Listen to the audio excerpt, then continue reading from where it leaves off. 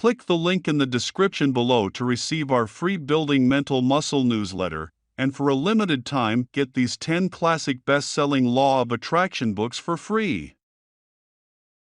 We hope you enjoy this presentation. If so, please click the like button and click the subscribe button below to receive notification when we release new recordings. Richard Hargraves presents The Only Christianity by Neville Goddard. First published 1959. This audio edition recorded 2023. Digitally narrated using the voice of Jeff Masters for buildingmentalmuscle.com. Copyright 2023 Iron Power Publishing. All rights reserved.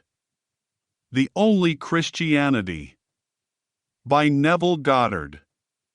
Here we believe firmly that imagining is God, that the supreme power of the universe is one with human imaging. So, when you read the Bible, a fabulous, inspired book, and you come to the word God, you can also use the word imagining, and you will get a clearer understanding of it. Romans, chapter 4, verse 20. No distrust made him, Abraham, waver concerning the promise of God, but he grew strong in his faith as he gave glory to God, fully convinced that God was able to do what he had promised. When you read it, you might think of some being external to your own imagination. Could you now dream of being the man or woman you want to be? That dream is a promise. We are told he was not swerved by anything in the world and gave all the glory to God or imagining, fully convinced that God could do what he had promised. If you believe what the churches teach, you may think that you are not entitled to the good that you desire. Read Romans, chapter 1, verse 20. Ever since the creation of the world, his invisible nature, namely, his eternal power and deity, has been clearly perceived in the things that have been made. So they are without excuse, for although they knew God, they did not honor him as God, or give thanks to him, but they became futile in their thinking, and their senseless minds were darkened.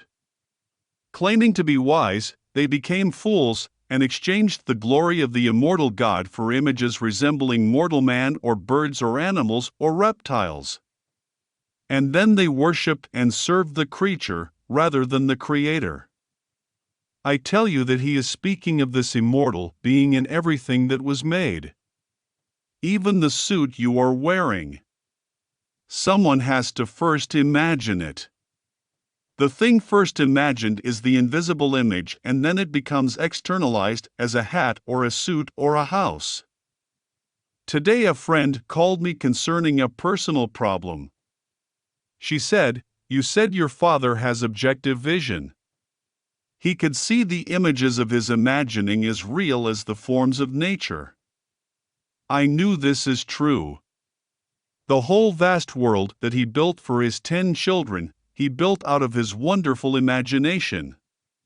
He would sit alone and conjure before him men and women and see situations as he wanted to see them. And then he would arrest that state just before sleep, and he controlled it completely. And when he later returned to his offices and these things came to pass, he was not surprised. Others set the deals in motion that he had already seen in his mind's eye. This lady called to tell me about her sister's husband.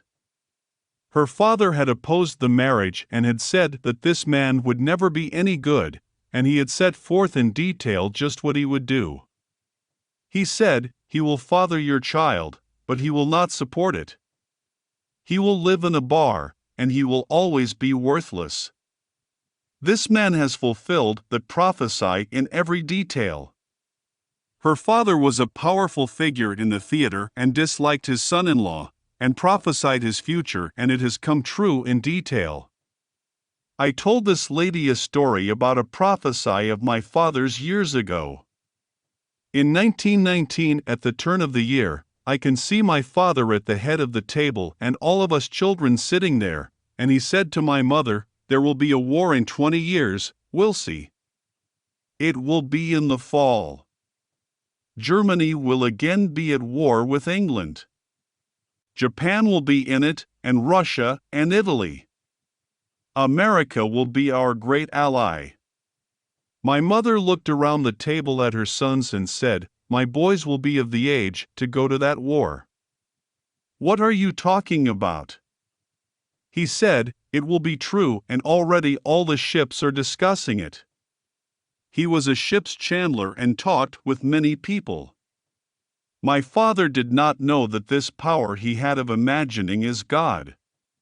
He could take a man or woman or a community and see them so vividly in imagining, in his own living room, that they became objective to him, and afterwards find them coming to his office to propose what he had inwardly set in motion.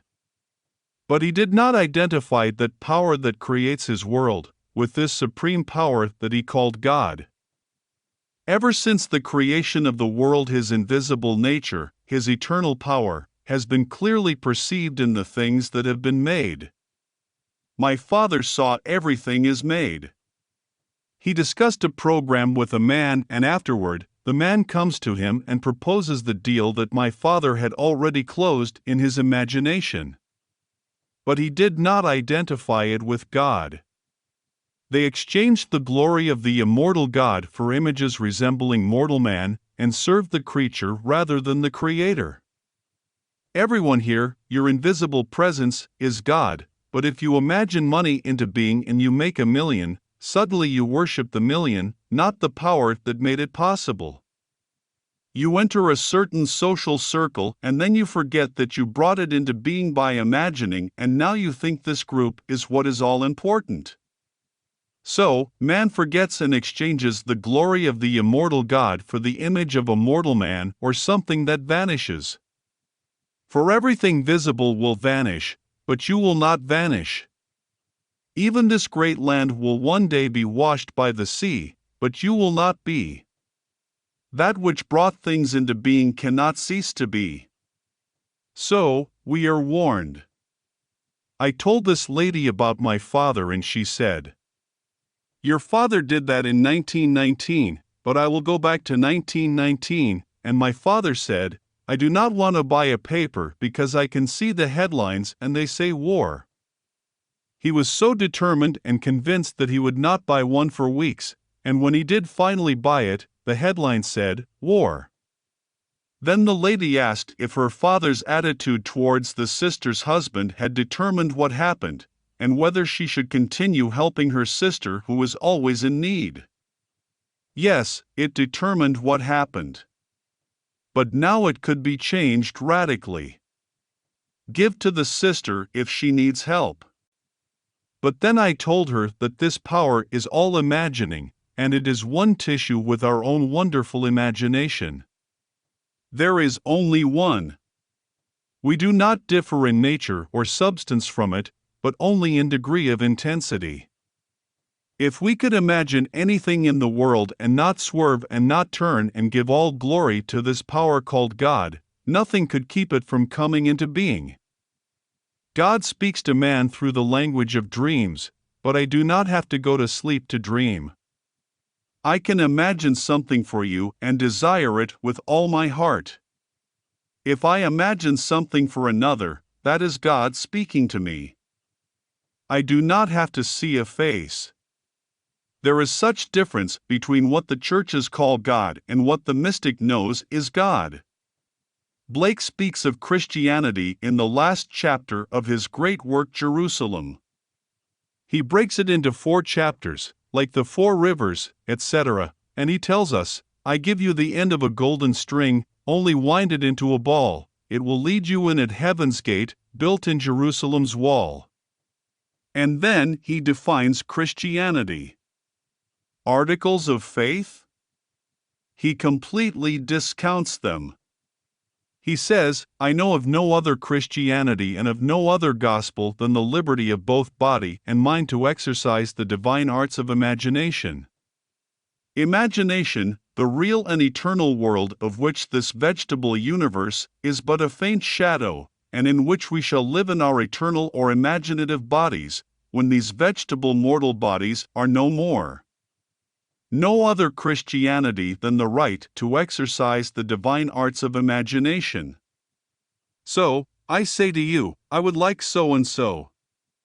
I am too close to the picture, so would you now exercise the divine art and hear so and so for me? And you say to me, will you hear something for me? Imagine you have told me that what you want is now so, and give all the glory to the power that creates in this world. I have personally done these unnumbered times. It is the only Christianity in the world. It has nothing to do with any church. The only Christianity is the liberty to exercise the divine arts of imagination. Can I do it? Who is doing it? God is doing it. I do not have to make any form. The supreme power of the universe is one with human imagination. If we go back to the Old Testament and take the word maker, it means imagination. Your maker is your husband, the Lord of hosts is his name. The word potter means imagination. I went down to the potter's house, and he was working at his wheel, and the vessel in his hand was spoiled, but he worked it into another vessel such as seemed good to him. If I would only take that and use the word imagination, but the translator could not bring himself to use it. What is in my mental hand that I am making? If it is not good and I do not revise it, then I am turning my wheel and recreating that same picture, but if I am a wise potter, I will change it and hear you tell me that you now have what you desire. I will make a new vessel. Who is doing it? The potter, and that is imagination. All day long I think the same thing over and over. I am working at the wheel of recurrence. Everyone here can be the man or woman they want to be. I know it from my own family. Have you ever noticed how, if you go into a business and take all the facts and estimate just how things will come out, how often they come about as you said? Who did it? You are not a prophet, but you are imagining, and the state then comes true. Not a thing is brought into being by any power outside itself. It is sustained by the activity of the one who brought it into being. So, if I brought in poverty, it can only remain as long as I am conscious of being poor. The moment I cease to imagine that I am poor, then things begin to change. There was a play on Broadway called The Millionaires, and a critic wrote sarcastically that Katharine Hepburn was trying to impress us with the fact that all a pauper needs to become rich is the arrogance of wealth. He was wiser than he knew. The arrogance of wealth is all he needs to stop being a pauper. You walk in a state, and it is an activity of mind, and to the degree you can sustain it, to that degree you will create it. The whole world is nothing but God, and God is imagining, and man is imagination, and we dwell in him and he in us, and we are one. Now you try it. You take something tonight. If you are too close to your own picture, do it for someone else and see that one as he would like to be seen by himself, and then remain faithful to it. He may never know you did it for him, but that doesn't matter. When the thing happens so naturally that he will never think that what you did was responsible. He has exchanged the glory of God for an image resembling mortal man. He will say he met a certain person and they influenced someone else, or recommended him, and that brought it all to pass. These things get the credit, and he forgets immortal God. I have told you the story before of a friend who came to me because he desperately needed a larger income, etc., to care for the educational needs of his family. His present bank position held no hope of advancement. I taught him what to do, and while I was absent in Barbados, he did it, and when I returned, he told me he had secured this fabulous position with the Rockefeller Foundation, where he still is. But as time went on, he is so literal-minded that he began to forget how it came about, and now he gives full credit to the man who spoke to him in church and finally asked him to come into the foundation. This man is now a powerful person in my friend's mind and is the cause of his good fortune. He has transferred the glory that belongs to God to the image of a man. No matter what you are doing, can you see clearly what you want to do and carry on a conversation inwardly with a friend which will imply that which you desire is now a fact? Then do it. For on higher levels of imagining, inner activity is revealed by inner conversation. If man would listen to what he is inwardly saying, he would know what he is setting in motion. As man walks the street, if he would pause and say, "What am I saying now?" he would find that 99% are justifying failure. But we are told, "You are without excuse, for you have seen him and his work, yet you deny it." When you hear the word God or Jesus Christ, you think of some being external to your own imagining, but there is none, for imagining is God. That is what lights every being in the world, and as you imagine, so you will become. So, no matter what your present limitations are, you can start now to dream the most noble dream, and you can walk through this door tonight as though it is true, knowing that your imagining is God. There is no fiction. You can write your own novel and realize it. Even someone in a dungeon may be imagining, and who knows what he may call forth. If I were in a dungeon, I would move the world if necessary to get out. A body may be physically confined, but you cannot confine God. Man only sees the proximate cause, the real cause of something you cannot see, for the invisible power is what is creating. Who knows who may convulse the world? It may even be a woman treading in the wine press. Everyone here, you can be what you want to be, no matter what your dream is, if you are willing to let God do it, God being your own imagining. You walk completely suspended above appearances, and you will become what you desire. This is the only Christianity I know, the freedom to exercise this divine art of imagining. Now you try it. If you are here for the first time, I challenge you to disprove it. Everyone has the same power. Because one has a million does not make him any more a creator than you are. Be careful what you are imagining, for what you are imagining you will create, though it may convulse the world. I hope you have the Revised Version of the Bible, for it is from what I have quoted tonight. It is more accurate in meaning, if not as orally beautiful as the King James Version. You will find in Romans that recreation for it all, for after Acts Paul lays the foundation and he states, "I am a child of Abraham and one of the tribe of Benjamin." But he sees it now, not as the code but the spirit, and he sees circumcision no longer as only a physical act. He realizes that he is now a true Christian. He did not go to any church. He sees now the spirit of the law and not the letter. You cannot be born a Christian. It is a way of life that you adopt. You could be born in the Vatican with the Pope as your father, and you would not be a Christian. You can only be a Christian when you see the reality and adopt it as a way of life.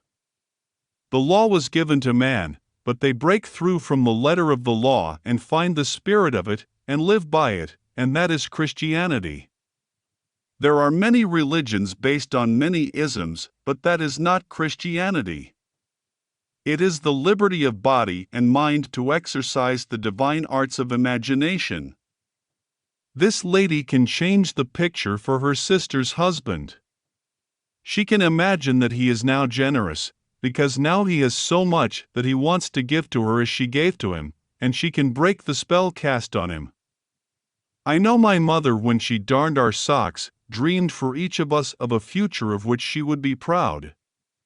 Every one of us is living a noble life, and I know she dreamed it for all of us.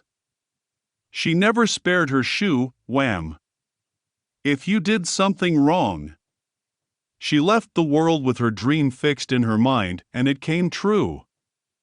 We can dream for ourselves or for our neighbors, and that dream is the voice of God, For God speaks to man through the medium of a dream. End of lecture. If you enjoyed listening to this recording, please click the like button and click the subscribe button below to receive notification when we release new recordings. Click the link in the description below to receive our free Building Mental Muscle newsletter, and for a limited time get these 10 classic best-selling Law of Attraction books for free.